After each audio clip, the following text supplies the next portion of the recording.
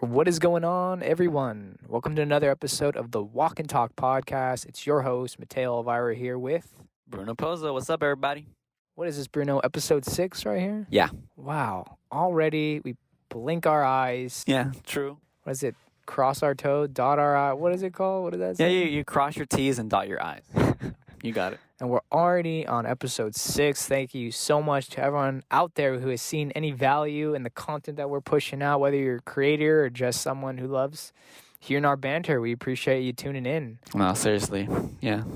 But yeah, I guess this week's episode, just wanted to start off with some quick updates in the tech industry. A couple of big transitions and purchases. So we'll start off with the Postmates and Uber acquisition. So I believe this week it's official that Uber Eats. Yeah. Uber Eats. Yeah, Postmates is now Ubereats, right? Or Yeah, I think there's still two separate applications, but they both are using the same service, of just one seamless transaction. I don't know. That's what was kind of confusing me about the acquisition part, because they said it's still two separate apps, but now it's going to be a seamless process for, I guess, both the consumer and for the companies that are running through that service, which is basically just restaurants. Mm-hmm.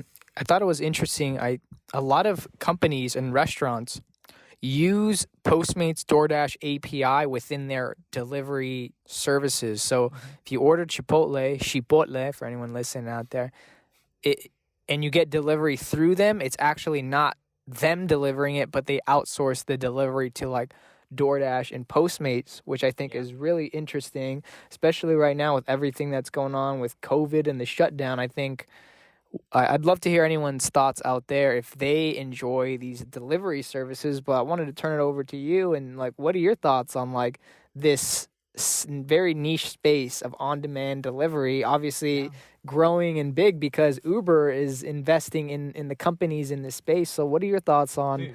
Yeah, it's definitely a little crazy because I like what you just mentioned about the Chipotle outsourcing their delivery service through these app-based programs. I never knew that. So I was like, oh, shit, now that you mentioned that, now it makes more sense. Because now with the advent of, not the advent, but this crisis of COVID, that sort of been accelerated, this whole on-demand service, pickup, contactless service, which is just delivery, Same with Amazon, right? That's why they blew up during COVID, is no one's going to stores as much. Might as well just do your shopping online and then have it delivered to your house, which is really good concept. Any experiences? What apps have you used? Or have you used any of the delivery services? No, I don't really mess with the delivery service just because I'm so fucking cheap. And I'm just I'll just pick it up myself. I don't really care that much.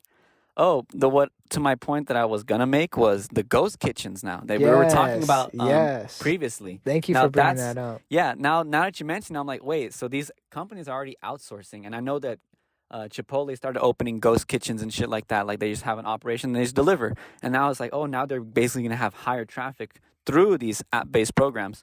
And now that it's not just a bunch of programs, it's actually going to be more consolidated as Uber Eats now absorbs Postmates.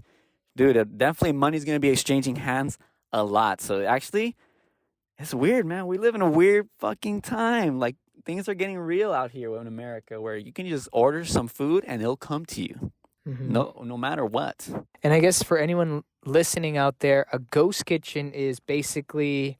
Think of WeWork meets shared kitchen spaces. It's basically a rented out facility that any restaurant owner or anyone who wants to basically start their own delivery only food service can invest and start their business for delivery only platforms. So kind of like what Bruno and I alluded to earlier, with these services, Postmates, DoorDash, and Uber, obviously consolidating for reasons because, it's a very competitive market, but people are ordering on these apps and people, might expect these delivery services moving forward. So, what are your thoughts? Are ghost kitchens the future, or is there still risk?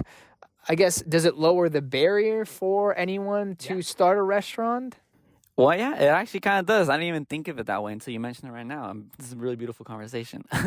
Because you're right. Now it makes it much easier as, once again, the playing field will be leveled a bit because now you can just outsource, rent a little place. You don't have to have such a big overhead of brick and mortar. Just a kitchen. That's all you need. And then you don't even have to hire the delivery people. Oh, it's already outsourced through Uber Eats and you just have a contract with them or through their I don't know actually how they work with the companies. I guess they must have some sort of contract or agreement, right, to basically make it seamless and Like like through the lease or webs. whatever, Yeah, leasing the space. and the fact that they can use their services to now deliver their food. So like my poor uncle, mom, and pop over here who does pizza, they can outsource, do delivery, even if they don't have drivers themselves, because they have a contract with Uber Eats now, and then they can just, oh, you can just deliver from this ghost kitchen, and then we have people who can do the delivery part. That's on us. Don't worry about it. And then whatever how their contract is, 30% or whatever. Now, do you think?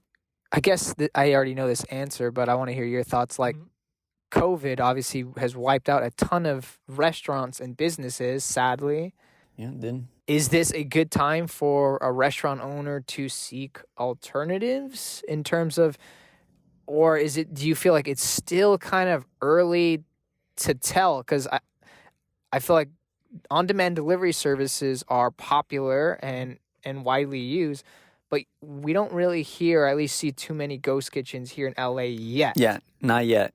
I for the small businesses people you're saying, so like is it worth it for them like For going a forward? business owner maybe that had to shut down their brick and mortar restaurant because of social distancing, could this be an alternative for a small business owner? I think so. I mean, I can only imagine the numbers would be better because now there's a pent up demand for eating out naturally.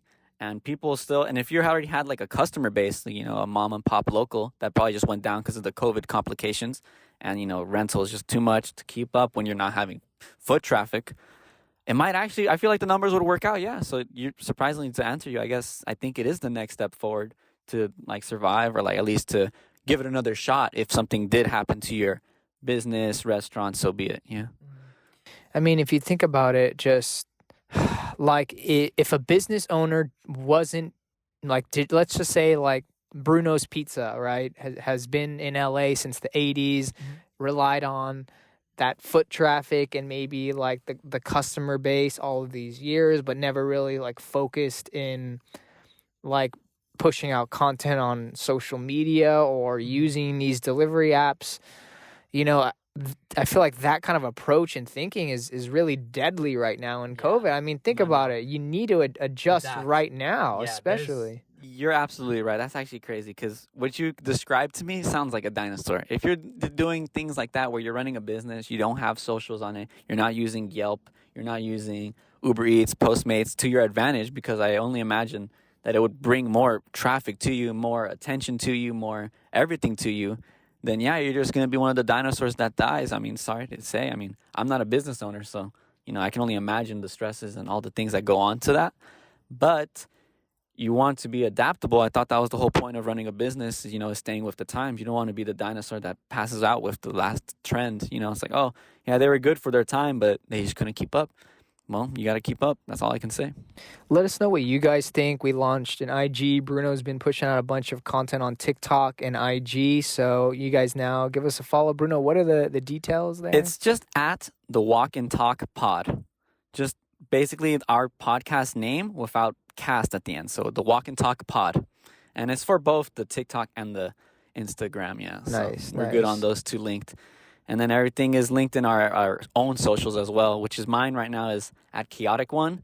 And then I think yours is at Mateo, Elvira. Yep. Yeah, you guys should be able to see that. But let us know what you think. Are ghost kitchens a good idea? Could ghost kitchens hurt small business owners or take advantage of them? We'd love to hear about you guys. Ben, some other news. Just wanted to flip it over to the other side of tech, SalesForce and Slack. So, Bruno, are you familiar with the number one CRM, SalesForce and Slack? Did you hear about the deal? Yeah, so I heard the deal. It came up on my news feed because I read like a little newsletter in the morning. But I have no idea what either of those companies do, so you're going to have to fill me in on this one. Yeah, so in the tech world, Salesforce is owned by Mark Benioff. He created probably the most popular used CRM. CRM stands for Customer Relationship Management.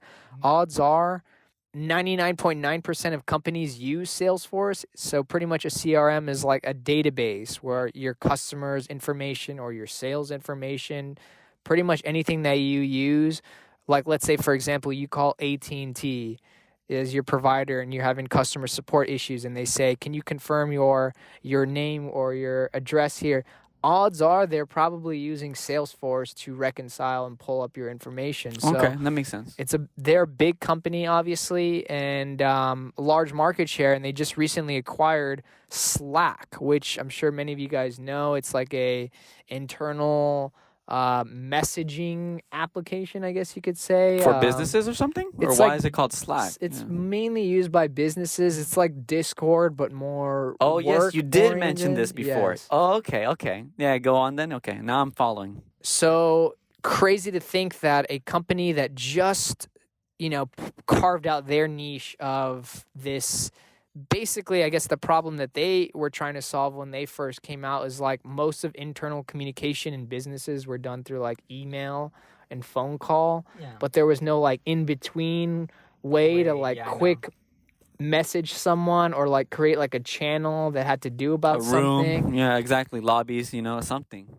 And sure enough, they saw a need, they fulfilled upon that need, and that need was valuable because they ended up getting bought out for $40 million, something And so I wanted to turn over to you with this question here, but like, it's crazy. If you believe in an idea and you can create something that's valuable, like there's going to be someone out there that sees value in your service and wants to make it a part of theirs. So with that being said, man, like, do you have any other examples, I guess, of just some like, I don't know, just it's crazy to think that like Slack wasn't started too long ago and now they already got bought out by another technology company, man. That's crazy. beautiful. No, that just speaks to the power of entrepreneurship and having a good idea, something with a strong value that if you actually provide value to the end consumer or whoever it is, in this case, the consumer ended up being businesses who needed to fix their internal communication systems. Because you're right, I think it is outdated to just email, phone call someone that's in the office when it's like you can do something so much simpler, more casual, like a Discord lobby, which is right. I like that analogy. So that was Slack, and I like the name. That makes sense, kind of like, oh, the chill room for the people who work at this place. And it's like, oh yeah, let me just make a connection, or I remind you, like I have this lead, or whatever the communication could be. It could be non-important at all, or it could be what gives you the $20 million deal for your business. But that's the beauty of that program, and like you said, it filled that niche. That's beautiful. I just gotta say, like, that's why I love entrepreneurship, man. Like, look at that. Imagine like having that startup, and then like you said, what, only a year? How old is Slack? I need to double check, but they're definitely less than, I want to say, 10 years old. I'll pull it up right now, but they can't be that. But still, imagine that. You're 10 years of time developing something. You're seeing progress. So this is not just 10 years all of a sudden it just happened. But they've been around for a little while. And then all of a sudden now they can get bought out and like you got $40 million for the deal. Like how amazing must that feel for an entrepreneur, for that team in general, honestly. That's beautiful, honestly. Yeah, it sounds like a Cinderella story. And a little scary when the tech companies start, buying each other out. But I like it because that just means it's going to become a stronger force in the field. And I think technology is going to really help us a lot. I already think it has. I live in the best time in the world, man. I really do. I really do believe that. So to answer your question, Slack's initial release was August 2013. So they are 7 years old. And 40 million. And let me confirm the amount here that they were bought out for. Sorry, it was $27.7 billion. I'm so sorry. Wait, about billion? That. Billion. Even, dude, that makes it like 25 million times better. That's Mega hilarious. Deal. Wait, what? So they must know something, the people who bought them. Who was it? You said Salesforce? Something Yeah, like that? Salesforce. What? They know it's going to be big or important. That's good. Oh, my God. I'm just happy for them. That sounds beautiful. That sounds like some shit that should be going on. That's some 2020 right there, man. I'm proud. That's good. So I guess before we wrap up today's episode, I think the lesson for today is the lesson that we can learn from this week is that, there's going to be some consolidation in technology and there's going to be niches out there that are going to be super valuable in the future. And so if you can carve out your niche or really specialize in I hate to use this word, I keep pounding it, but like, what does it say? Like the riches are in the niches or something like that. Really? I never said that. I can see that being spelled out. So to think that a company that started 7 years ago with the idea, hey, we're going to revolutionize the way people communicate in business and just kind of continue to develop that product, people will see value in it, man. So Hope this is inspirational for any entrepreneur. Bruno, any closing thoughts here before we wrap up? You said it all, man. It's really beautiful. Definitely, that's one of the lessons I'm taking from this is that in the tech age that we live in now, it's really about just finding a niche, providing value. Don't ever forget, at the end of the day, it's all about the consumer, the customer. Like, when a business loses touch with that, they're dead. It's over. And that's why you just got to really take advantage of what we got right now. And as you can clearly see, it's honestly great for the tech people. Honestly, that's where the real entrepreneur level stuff is going on. But this can happen in any field. It could be something as simple as musician. It could be something as simple as art. It could be anything you want, man. Anything that you are passionate about. If you can provide value to people, the money will come. Don't worry about that shit. Just stay true. 100%. It'll be interesting to see what happens to Salesforce as they now have a new component of their monster application, which, could revolutionize, like you said, that customer experience. So we'll be interested to see. Thank you guys so much for tuning into this episode. We really appreciate it. If you enjoyed any of our episodes, please leave a review. Hit us up on IG and TikTok, and we'll catch y'all in the next one. And hit up us on our email as well. It's in the description. And with that, ciao. Deuces.